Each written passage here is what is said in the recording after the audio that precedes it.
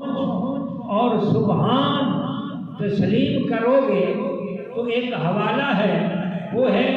میں نے اپنے بندے کو سیر کرائی ہے مسجد حرام سے مسجد اقصیٰ تک، ٹھیک ہو گیا، جستجو کر لیتے ہیں، بھاگ جاتے ہیں، دوڑتے ہیں، ساج کرتے ہیں، تلاش کرتے ہیں،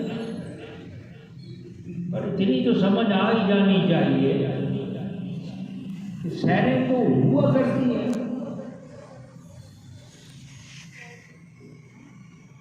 سیروں کے ساتھ اس مالک کے تعارف کا کیا تعلق ہے؟ سیریں تو ہوا کرتی ہیں، یہ کوئی عجوبہ شے بھی نہیں، کوئی نئی شے بھی نہیں، اور کوئی ظاہری طور پر اتنی اہمیت والی شے بھی نہیں، سیر ہوتی رہتی ہے۔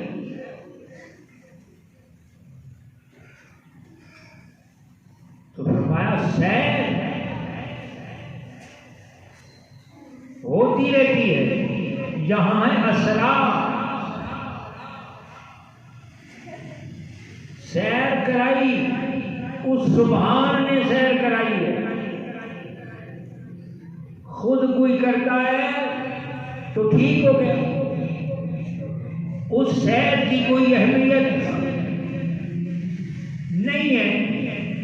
پر یہ خود سیر نہیں کرنے والی ذات اس ذات کو ایک اور اعلیٰ ذات ہے جو سیر کرا رہی ہے، وہ اس کا خالق بھی ہے، مالک بھی ہے، رازق بھی ہے، تو کل جہان کا خالق اور مالک اور رازق بھی وہی ہے، اس نے اس اپنے بندے کو سیر کرائی ہے، سیر کرنا اور بات ہے، سیر کرانا اور بات، یہ سیر کرائی گئی، اپنے بندے کو سیر اس ذات نے کرائی ہے۔ بات پھر سمجھ خوب آئی ہے کہ وہ مالک کو بے نیاز ہو کر، مستغنی ہو کر، غنی حمید ہو کر اپنے اس خاص بندے کو خود سیر کرا رہا ہے، خود سیر کرا رہا ہے، خود، وہ اکیلا سیر نہیں کر رہا، وہ ساتھ ہی ہے سیر کرانے والا، بے عبدی اور بے جو ہے معیت کے لیے آتی ہے، ساتھ ہونے کے لیے آتی ہے، تو بے بتا رہی ہے کہ یہ عبد ہے، عبد نے سیر اکیلے نہیں کی ہے، اس کو سیر کرانے والے نے اپنے ساتھ سیر کرائی ہے، تو سیر کرانے والا کون ہے؟ وہ سبحان ہے، جو سبحان ہے اس نے ساتھ ہی اپنے بندے کے سیر کی، جو مالک بے نیاز ہو کر اپنے بندے کو سیر کرا رہا ہے، تو پھر یہ سیر اربوں کروڑوں لاکھوں خربوں رازوں کو لیے ہوئے ہوگی، اس کے اندر کتنے کتنے جوہر ہوں گے، کتنے کتنے کمالات ہوں گے کہ وہ خود سیر کروا رہا ہے، خود ساتھ ہے، اور ظاہر ہے سیر کسی چیز کے دیکھنے، پرکھنے، سمجھنے، محظوظ ہونے کا نام ہے۔ میں لفظوں کو شارٹ کٹ، بہت سارے، ہر لفظ کے پیچھے ایک پورا سمندر موجود ہوتا ہے، تو سیر کا یہ معنی ہوگا کہ آدمی محظوظ بھی ہوتا ہے، مسرور بھی ہوتا ہے، مشاہدہ بھی کرتا ہے، معائنہ بھی کرتا ہے، دیکھتا بھی ہے، سمجھتا بھی ہے، جانتا بھی ہے، تو اللہ نے خود اپنے بندے کو سیر کرائی ہے، تو پھر جانا بھی ہوگا، یعنی اسی مالک نے پھر سمجھایا بھی ہوگا یہ فلاں ہے، یہ فلاں ہے، یہ فلاں ہے، پھر سکون بھی دیا ہوگا، خوش بھی کیا ہوگا، راحت بھی پہنچائی ہوگی، محظوظ بھی وہ ہوئے ہوگے، کیونکہ بے عبدے ہی اپنے بندے کے ساتھ ہی تو سیر کرائی جا رہی ہے، بندے کے ساتھ ہے۔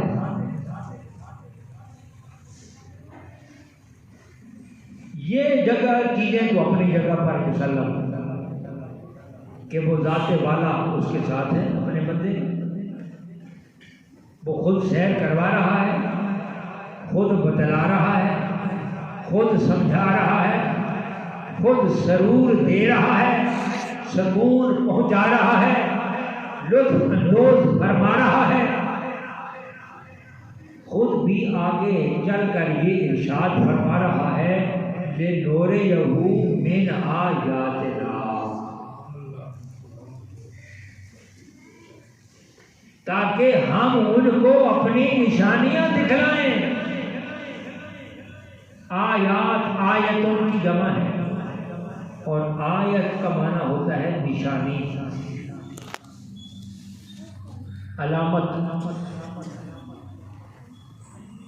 کسی شے کے پتہ بتانے کا ایک اشارہ، ایک علامت کسی شے کی طرف گائیڈ کر رہی ہو، انڈیکیٹ کر رہی ہے، تو آیات ہے جمع آیت،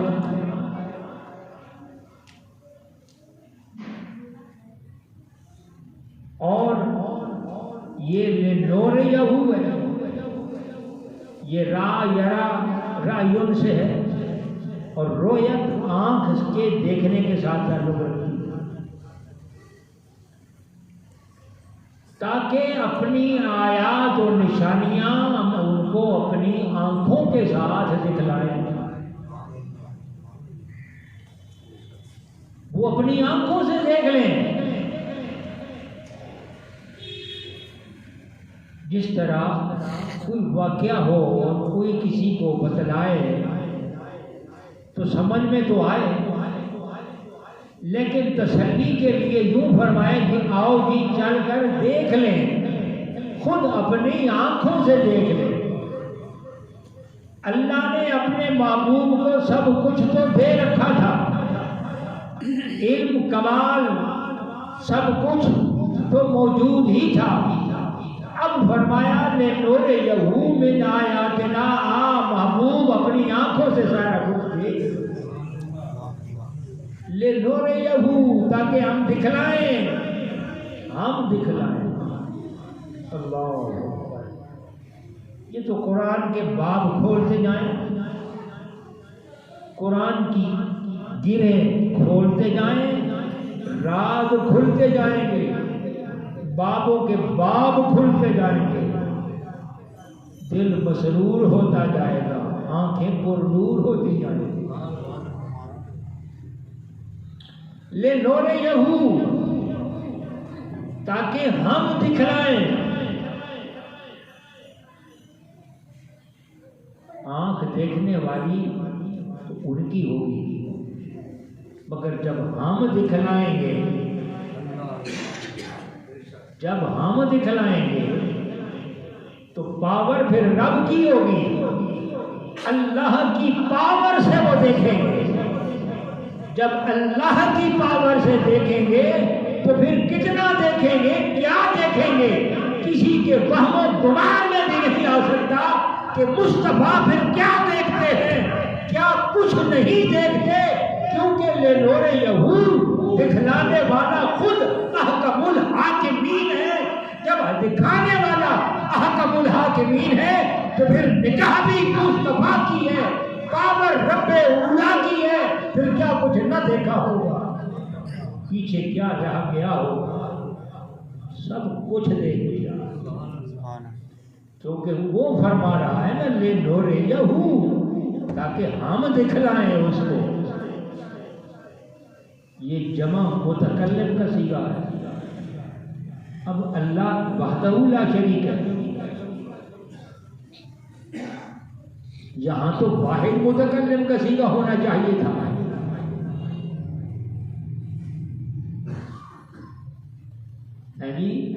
لے اورا ہو، لے اورا ہو ہونا چاہیے تھا.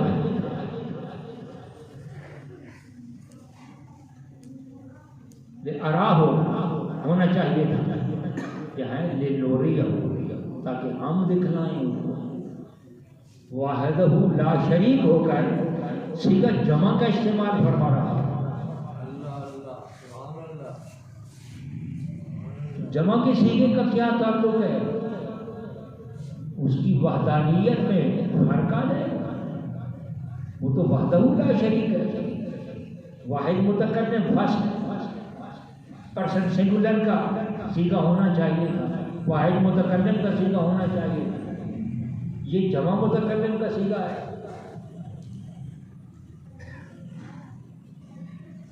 تو اس میں بھی ایک راز ہے،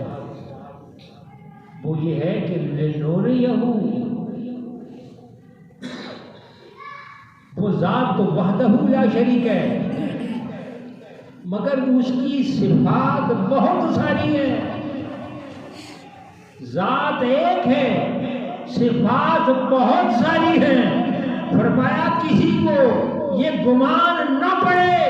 کہ وہ فقط ایک ذات اپنی ذاتی حیثیت سے دکھلا رہی ہے. فرمایا نہیں، میں ذات بھی اپنی جمیع صفات کے ساتھ اپنے محبوب کو دکھلا رہا ہوں. میری جمیع صفات بھی شامل ہے، میری ذات بھی شامل ہے، اور میری جمیع صفات بھی شامل ہے. اور یہ اس وقت اللہ کلام فرماتا ہے جب عزم اولو العزم شے کا ذکر ہو، کسی کامل اکمل اتم شے کا ذکر ہو، اور پھر اللہ وحدہ لا شریک ذات ہو کر صیغہ پھر جمع کا استعمال کرتا ہے، واحد کا پھر نہیں کرتا. تو یہاں بھی وہی باکمال بات تھی کہ اپنے محبوب کو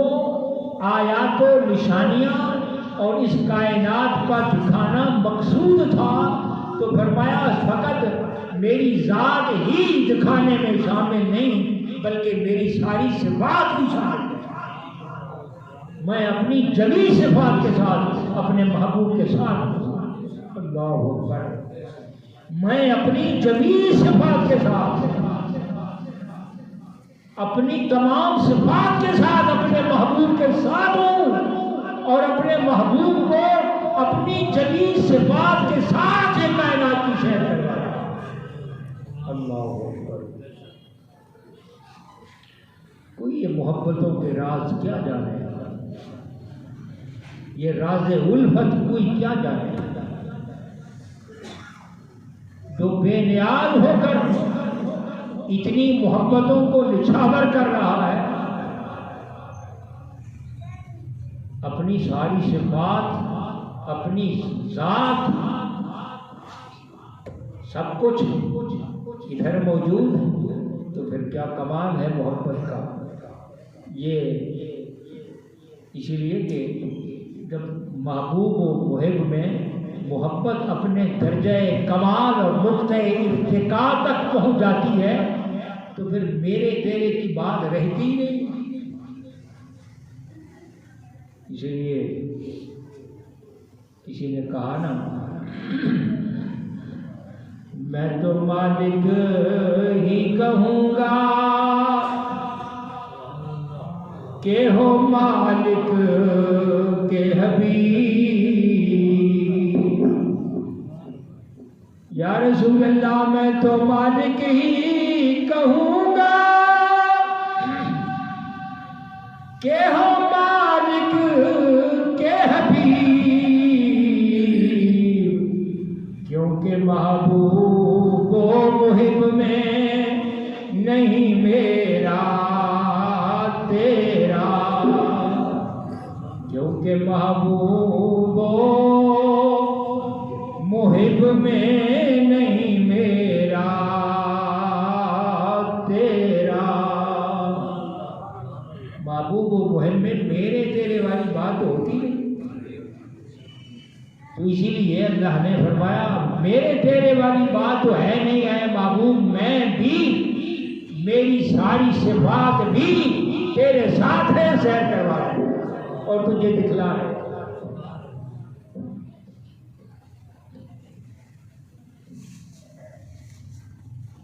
اور وہ نشانیاں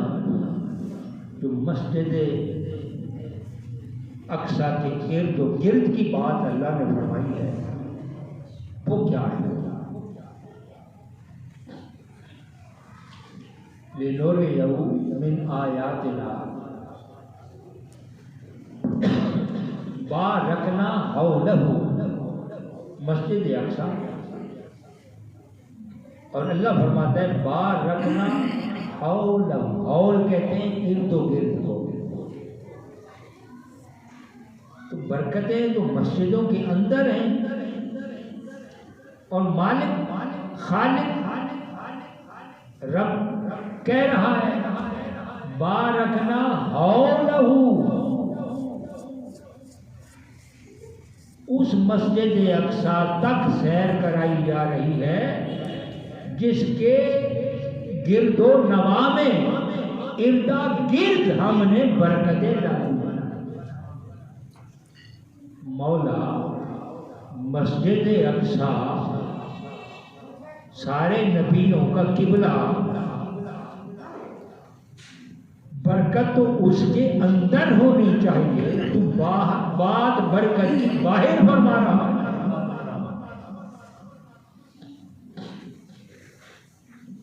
تو بات تو بڑی عجیب ہے بھئی، یہ مسجد ہے،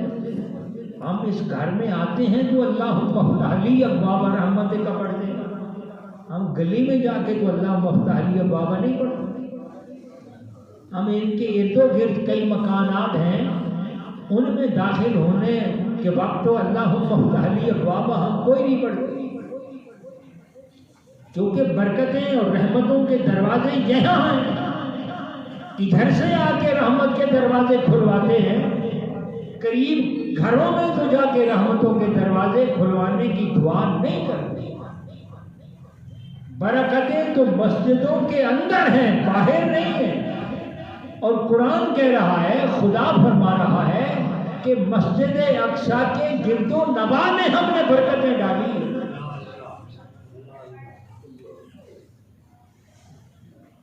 تو ظاہر ہے اس کو سمجھنے کے لیے نہ میں سمجھ سکتا ہوں نہ آپ سمجھ سکتے ہیں، اس کو سمجھنے کے لیے کسی سمجھدار سے رابطہ کرنا پڑے گا، کسی صاحب اسرار کو سے پوچھنا پڑے گا، اور خدا کے رازدار سے پوچھنا پڑے گا بھئی معاملہ کیا ہے، یہ مالک نے ایسا کیوں کہا ہے کہ برکتیں ہم نے مسجد اقصی سے باہر رکھی ہوئی ہیں؟ تو پوچھئے تفسیر عزیزی سے، پوچھئے تفسیر حسینی سے، پوچھئے تفسیر مدارک سے، پوچھئے تفسیر معالم التنزیل سے، پوچھئے تفسیر کبیر سے، پوچھئے تفسیر روح البیان سے، پوچھئے تفسیر روح المعانی سے، پوچھئے تفسیر بیان القرآن سے، پوچھئے تفسیر تبیان القرآن سے، پوچھئے تفسیر احکام القرآن سے، پوچھئے تفسیر ضیاء القرآن سے، پوچھئے تفسیر خازن سے، پوچھئے تفسیر الجنان سے، یہ بات پھر واضح ہوگی کہ برکتیں باہر ہیں، کیوں ہیں؟ اسی لیے ہے کہ 70,000 نبیوں کے مزارات مسجد اقصی سے باہر ہیں۔ تو فرمایا ہم نے جو برکتیں ہیں وہ باہر رکھی ہوئی ہیں، کیونکہ نبیوں کے مزار مسجد اقصی کے باہر۔